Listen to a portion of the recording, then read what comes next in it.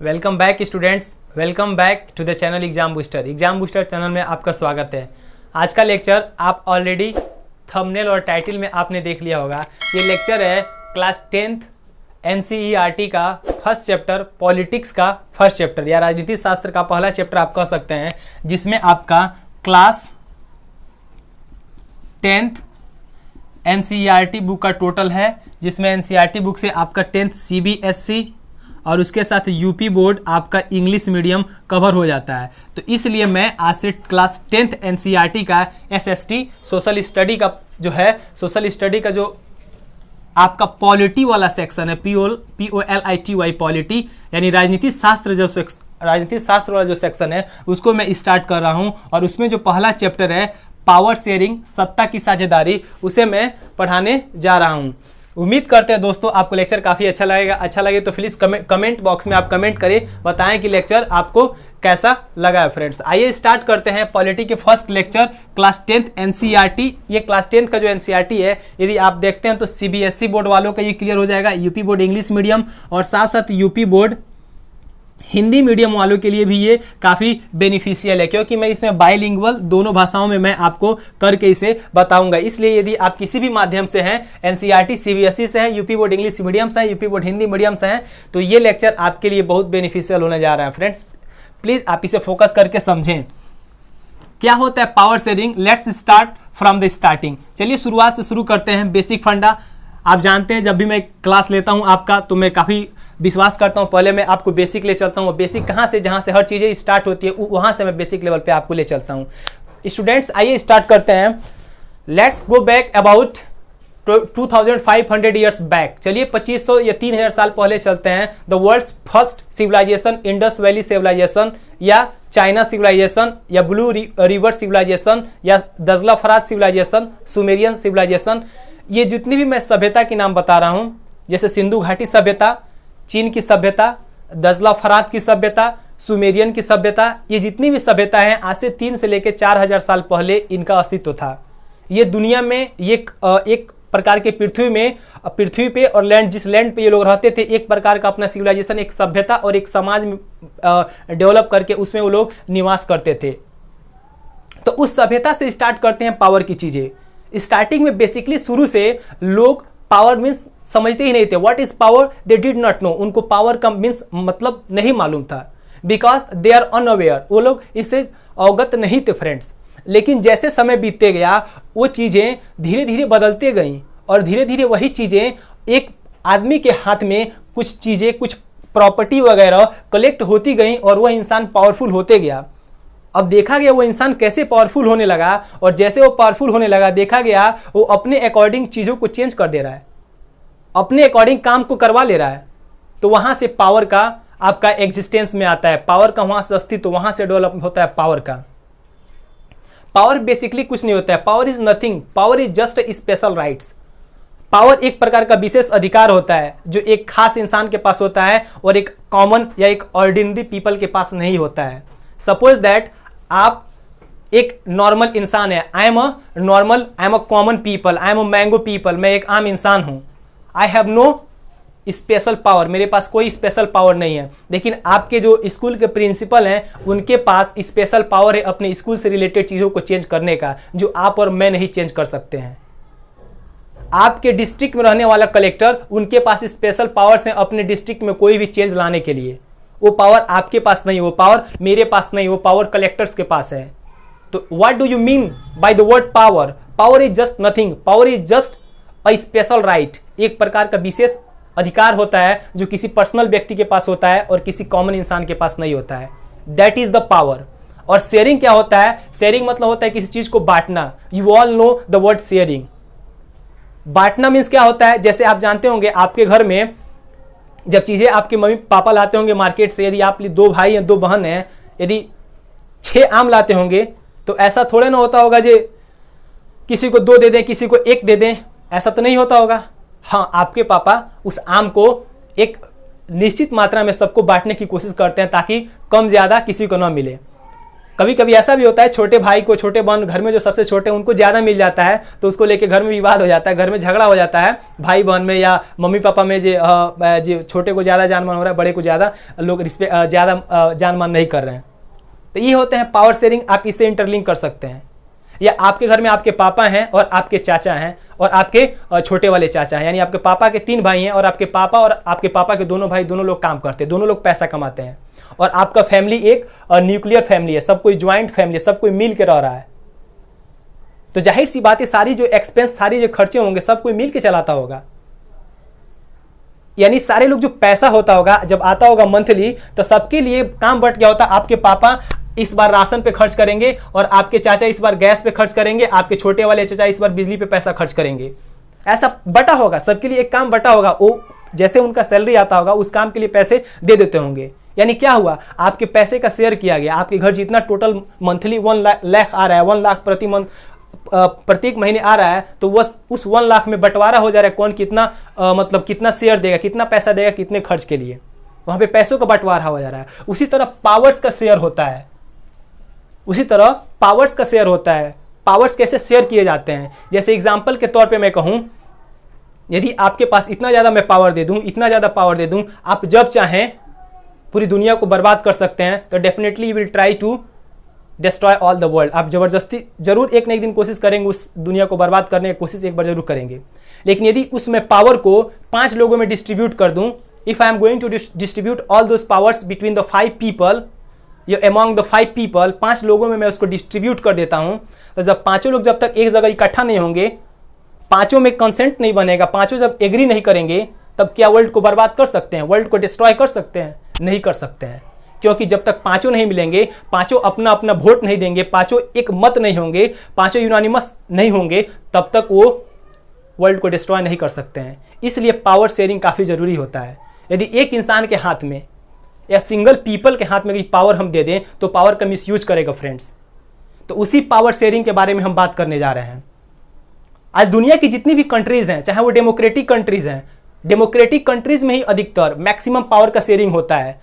जहाँ पे ऑटोक्रेसी है, जहाँ पे राजतंत्र है, जहाँ पे डिक्टेटरशिप है, जहाँ पे तानाशाही है, वहाँ पे पावर का शेयरिंग नहीं है फ्रेंड्स। आप नॉर्थ कोरिया को जानते हैं, नॉर्थ कोरिया में किंग जोन उनका शासन है, वो एक डिक्टेटर है, एक तानाशाह है। वो सारी शक्तियाँ अपने हाथ में होल्ड करके रखा है।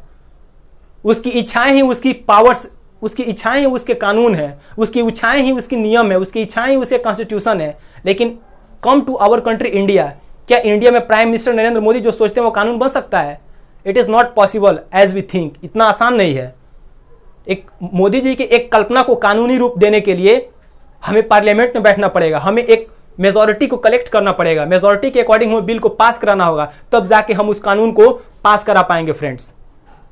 तो कहने का मतलब है power sharing is compulsory in anywhere, या power sharing is very very compulsory in modern era where you live.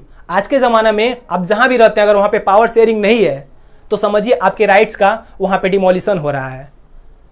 आपका जो नेचुरल डेवलपमेंट होना चाहिए वो नहीं हो रहा है, क्योंकि आपके पावर्स का भी यूटिलाइजेशन कोई दूसरा बंदा कर रहा है। तो वही आज हम पावर शेयरिंग के बारे में बात करने जा रहे हैं।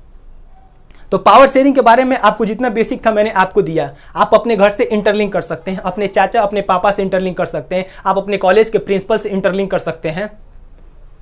जाहिर सी बात है जब पावर्स को आप शेयर कर देंगे तो वो पावर्स काफ़ी अच्छा काम करेगा। लेकिन वही पावर्स एक इंसान के हाथ में आएगा, then definitely that will be the very bad या वेरी वर्स्ट। वो बहुत बेकार हो जाएगा और उसके जो आउटकम्स होंगे definitely it will not be very good, वो बहुत अच्छे नहीं होंगे फ्रेंड्स। तो एनसीईआरटी का जो फर्स्ट चैप्टर है पावर शेयरिंग, हिंदी में सत्ता की साझेदारी, इस जब बुक को आप पढ़ेंगे एनसीईआरटी को, तो आपको उसमें पहला पावर का डेफिनेशन आपको नहीं मिलेगा, ना ही शेयरिंग का डेफिनेशन मिलेगा। मैंने आपको पावर्स का डेफिनेशन सिंपल वे में बताया, शेयरिंग का डेफिनेशन सिंपल वे में बताया। अब उसमें उसके बाद से नेक्स्ट जब आप पेज पढ़ेंगे तो उसमें दिया होगा बेल्जियम और श्रीलंका का एग्जांपल दिया होगा।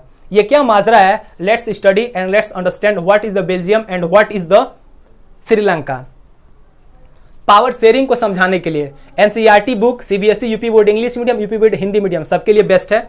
आप जानते हैं पावर शेयरिंग को समझाने के लिए बेल्जियम और श्रीलंका को एनसीईआरटी बुक ने एग्जाम्पल उठाया है। क्योंकि बेल्जियम और श्रीलंका के जो कंडीशंस थे, जो सर्कमस्टांसेस थे, बोथ आर इक्वल। बेल्जियम देश और श्रीलंका देश दोनों एक छोटे देश है, मैं आगे बताऊंगा। दोनों को सर्कमस्टांसेस अप्रोक्सीमेटली सेम थे, लगभग सेम थे, but the outcomes are different.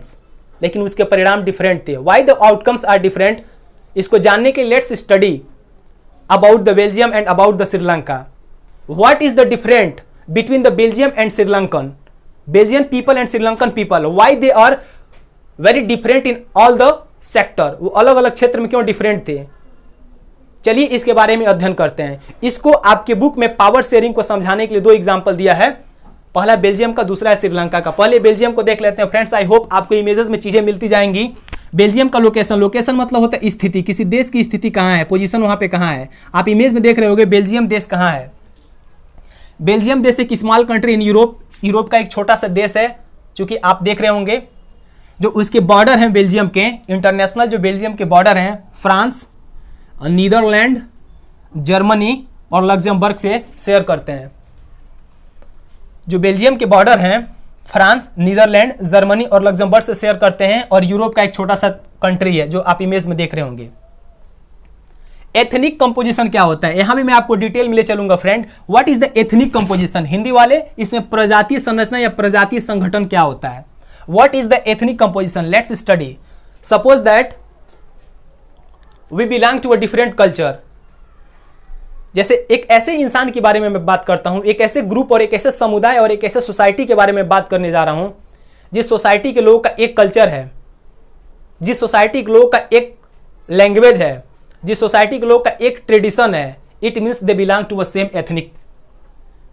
ऐसा हम कह सकते हैं जिस समाज में रहने वाले लोगों का एक भाषा होता है, एक संस्कृति होती है, एक त्यौहार होता है, एक परंपराएं होती हैं, एक प्रथाएं होती हैं, they are belonging to a same ethnic composition. वो एक समान प्रजातीय संरचना से बिलोंग करते हैं। And suppose that a society where you are living, they belong, the people they belong to a different culture, different languages, different traditions, it means they are not as a ethnic composition, they are very diverse in the ethnic composition। वो ethnic composition के रूप से वो अलग अलग हैं। लेकिन वही आप ऐसे समाज में रह रहे हैं जहाँ के आपके जितने भी नेबर हैं, आपके जो पड़ोसी लोग हैं, आपके त्यौहार को सेलिब्रेट करते हैं, उनका त्यौहार आपका त्यौहार में कोई अंतर नहीं है। Both are the same, it means you belong, both of you belong to the same ethnic composition. यही होता है एक ऐसा इंसान या एक ऐसा इंसानों का समूह जिसमें लोगों का समान संस्कृति होता है, समान परंपराएं होती है, समान उनके रीति रिवाज होते हैं, समान उनके लैंग्वेज होते हैं और समान उनके सारी चीजें होती हैं। तो वो कह सकते हैं एक एथनिक कंपोजिशन को होते हैं, प्रजाति संरचना के, एक ही प्रजाति संरचना के। सेम यहाँ भी वही होगा इसका डेफिनेशन। तो आइए देखते हैं बेल्जियम में कितने कितने एथनिक कंपोजिशन के लोग थे। बेल्जियम में 59% people live Flemish region speak Dutch. Flemish कुछ नहीं है, फ्लेमिश बेल्जियम का एक क्षेत्र है जिस क्षेत्र में डच बोलने वाले लोग रहते थे, जिनकी संख्या 59% थी। यदि बेल्जियम में 100% लोग रहते हैं तो उसमें 59% लोग क्या बोलते हैं, डच बोलते हैं। और कहाँ रहते हैं, वो फ्लेमिश रीजन वाले क्षेत्र में रहते हैं। 40% people Wallonia region, 40% people Wallonia region में रहते हैं, वो क्या बोलते हैं, फ्रेंच बोलते हैं। 1% स्पीक जर्मन, और इसमें 1% लोग जर्मन बोलते हैं, जर्मन लैंग्वेज बोलते हैं। ठीक है, फिर नीचे दिया है capital city Brussels, European union का हेडक्वार्टर है, 80% वहां पे स्पीक फ्रेंच। अभी आज की बात करें, जो ब्रसेल्स बेल्जियम है, बेल्जियम की राजधानी ब्रसेल्स है। ब्रसेल्स यूरोपीय यूनियन का हेडक्वार्टर है, हेडक्वार्टर ऑफ यूरोपीय यूनियन। यूरोपीय यूनियन क्या होता है, यूरोपीय यूनियन क्या होता है, यूरोप में लगभग छोटे छोटे बहुत से देश हैं, अप्रॉक्सीमेटली 20+ हैं, 20, 25, 26 के आसपास देश हैं। जिस तरह हमारे भारत में 28 स्टेट्स और 8 यूनियन टेरिटरीज को मिला के एक भारत बनता है, उसी तरह यूरोपीय यूनियन में 20 से 25 या 26 देशों को मिला के एक संघ बनाया गया जिसको बोलते हैं यूरोपीय यूनियन। और यूरोपीय यूनियन का जो हेडक्वार्टर है, बेल्जियम का जो कैपिटल है ब्रसेल्स, वहाँ पे है। और बेल्जियम का जो कैपिटल ब्रसेल्स है, उस ब्रसेल्स में 80% भाषा कौन सी क्या चलती है, फ्रेंच चलती है। The 80% of people Brussels speak the French language। 80% French वहां पे भाषा चलता है, कहाँ, बेल्जियम का। And 20% speak Dutch and rest of 20% speak Dutch where Brussels the Belgium's capital. ठीक है, यानी डोमिनेंट लैंग्वेज इज डच। और मिला जुला के कंक्लूड बात करें, सिंपल से मैं आपको बात करूं, बेल्जियम इसलिए यहां पे दिया है, बेल्जियम का एग्जांपल दिया फ्रेंड्स पावर शेयरिंग में। जब बेल्जियम में रहते बहुत ज्यादा लोग हैं और बहुत टाइप के लोग रहते हैं, अलग अलग कंपोजिशन के लोग रहते हैं, अलग अलग एथनिक कंपोजिशन के। कुछ लोग डच बोलते हैं, कुछ लोग फ्रेंच बोलते हैं, कुछ लोग जर्मन बोलते हैं, ठीक है। लेकिन अगर बात करें मेजॉरिटी में पीपल क्या बोलते हैं, तो मेजॉरिटी में पीपल डच बोलते हैं, डच लैंग्वेज बोलते हैं, ठीक है। ये आपने इसको समझा, आप इसे उम्मीद करते हैं बढ़िया से समझे होंगे। नहीं समझे होंगे तो कमेंट बॉक्स में कमेंट कीजिएगा, definitely I will try to make you understand in a simple way, ठीक है। आते हैं सेकंड, लोकेशन श्रीलंका। श्रीलंका एक छोटा सा आइलैंड है। आइलैंड क्या होता है, what is island? Island is a area where all around it covered all around to the water, मतलब ऐसा एरिया जो चारों ओर वाटर से कवर्ड होता है, चारों ओर पानी से ढका होता है, उसी को बोलते हैं आइलैंड। श्रीलंका एक ऐसा आइलैंड है, उसके चारों तरफ पानी घिरा हुआ है, ठीक है, पानी वाटर से वो सराउंडेड होता है। Island is just nothing, island is a part of land which surrounded by the land by all the sides, चारों साइड से ये वाटर से सराउंड होते हैं, उसी को बोलते हैं आइलैंड। तो श्रीलंका क्या है, श्रीलंका एक आइलैंड है और south of India, southern coast of Tamil Nadu. आप इमेजेस में देख रहे होंगे, इंडिया के नीचे आप सब कोई आप अवेयर हैं, you are all aware of this country Sri Lanka, क्योंकि श्रीलंका रावण श्रीलंका का ही था, आप जानते हैं। तो श्रीलंका की स्थिति कहाँ है, लोकेशन आप देख लिए होंगे इमेज में। अब आते हैं एथनिक कंपोजिशन। जैसे हमने देखा बेल्जियम में किस किस एथनिक, किस किस समुदाय, किस किस भाषा और किस किस जाति के लोग वहाँ पे बिलोंग करते थे। मोस्टली मैंने लैंग्वेज के अकॉर्डिंग देखा, वहाँ पे मेजॉरिटी किसकी है, डच बोलने वालों की थी, ठीक है। अब आते हैं एथनिक कंपोजिशन ऑफ श्रीलंका। मैंने एथनिक आपको समझाया, कंपोजिशन समझा दिया। अब बात करते हैं श्रीलंका के बारे में। Sri Lanka Sinhalese and Tamil are the two main caste group. यदि आपको श्रीलंका कभी घूमने का मौका मिले, आई होप आप सब बड़े हों, बढ़िया से पैसा कमाएं, नाम कमाएं, पैसा के साथ नाम, इज्जत, शोहरत सब कमाएं। और जब आपको मौका मिले श्रीलंका घूमने का, काफ़ी महंगा सिटी नहीं है, कंट्री नहीं है, आप यहाँ पे जब जाएंगे तो आपको यहाँ पे दो टाइप के लोग मिलेंगे, एक मिलेंगे सिंगालीज, एक मिलेंगे तमिल। एक मिलेंगे सिंगालीज और एक मिलेंगे तमिल। सिंगालीज प्रॉपर वहीं के निवासी होते हैं, श्रीलंका के निवासी होते हैं, इसलिए श्रीलंका के नाम उनको सिंगालीज कहते हैं। और जो तमिल होते हैं, इसमें के कुछ तमिल इंडिया के हैं और कुछ तमिल वहीं के लोकल के हैं। आइए देख लेते हैं। 74% सिंगालीज speak follow Buddhism.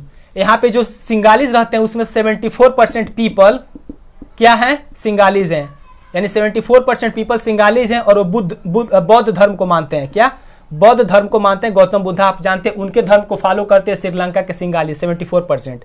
Rest of the people क्या है वहाँ के, 80% वहाँ के लोग क्या हैं, 80% वहाँ के लोग तमिल हैं। और इस 80% में भी फ्रेंड्स 13% यानी 13%, 13% पीपल श्रीलंकन तमिल है, श्रीलंकन तमिल है, और बाकी 5% पीपल इंडियन तमिल है।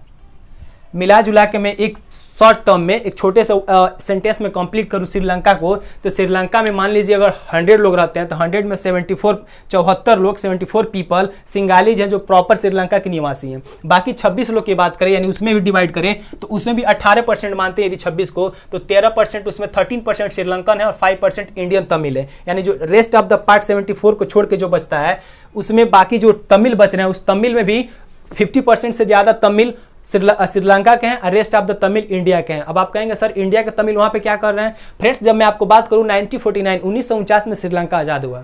श्रीलंका पे भी most of the time Britain का हुकूमत चला है, ब्रिटेन उसको गुलाम बना के रखा था। तो वहाँ पे ब्रिटेन, जानते हैं श्रीलंका चाय के लिए काफ़ी जाना जाता है, वहाँ पे चाय बहुत मात्रा में होते हैं, प्रोडक्शन काफ़ी ज़्यादा करता है। तो श्रीलंका क्या करता था, अंग्रेज श्रीलंका के जो वहाँ पे राज हुकूमत कर रहे थे, वो इंग्लैंड से लेबर को, इंग्लैंड से वर्कर्स को एक्सपोर्ट मंगाते थे, वहाँ से लाते थे मजदूरी कराने के लिए। और मान लीजिए कोई बंदा इंडिया से वहाँ पे मजदूरी करने जा रहा है और वहाँ पे उसको अच्छा लग गया, वहाँ पे उसको favourable condition, atmosphere, environment better way में मिल गए, तो डेफिनेटली वही चाहेगा वहाँ पे सेटल होना। तो वहाँ पे लोग जाके वो लोग सेटल हो गए जो इंडिया के तमिल थे, क्योंकि तमिल जो वहाँ के लोग थे साउथ से काफ़ी पास थे, तो जाहिर सी बात है वहाँ के लोग जाना वहाँ पे काफ़ी आसान था, बहुत कम टाइम लगता था, चले जाते थे, तो वो लोग वहाँ पे सेटल हो गए। वही इंडियन जो है 5% rest of the Indian Tamil है, बाकी वहाँ के लोकल श्रीलंकन तमिल है, अब बाकी सिंगाली 74% है। फ्रेंड्स ये है। तो मैंने फ्रेंड्स स्टूडेंट्स मैंने सत्ता की साझेदारी में पावर शेयरिंग में मैंने आपको समझाया पावर क्या होता है, आपको समझ में आ गया होगा, शेयरिंग क्या होता है आपको समझ में आ गया होगा। और उसके बाद से लोकेशन मैंने बेल्जियम का बताया, लोकेशन मैंने श्रीलंका का बताया विथ इमेजेस, और मैंने आपको एथनिक कंपोजिशन समझा दिया। और एथनिक कंपोजिशन में बेल्जियम में कौन कौन से लैंग्वेज के पीपल बिलोंग करते हैं और श्रीलंका में कौन कौन से लैंग्वेज पीपल बिलोंग करते हैं और वो क्या सोचते हैं, मैंने आपको कंप्लीट करा दिया। स्टूडेंट्स उम्मीद करता हूँ ये लेक्चर आपके लिए काफ़ी यूजफुल होने वाला है। यदि आप नए हैं तो प्लीज़ वीडियो को पूरा देखें और शॉर्ट नोट्स भी बना सकते हैं, क्योंकि ये लेक्चर आपके लिए काफ़ी बेटर होने वाला है एग्जाम के पॉइंट ऑफ व्यू से। और उसके साथ साथ कंपटीशन के क्षेत्र में भी आप इंटर कर रहे हैं, लाइक यूपीएससी और स्टेट पीएससी का तैयारी कर रहे हैं, तो आपके लिए 9th NCERT, 10th NCERT, 11th NCERT, 12th NCERT का जो एसएसटी का बुक है काफ़ी यूजफुल होने वाला friends. Okay friends, thank you and take care.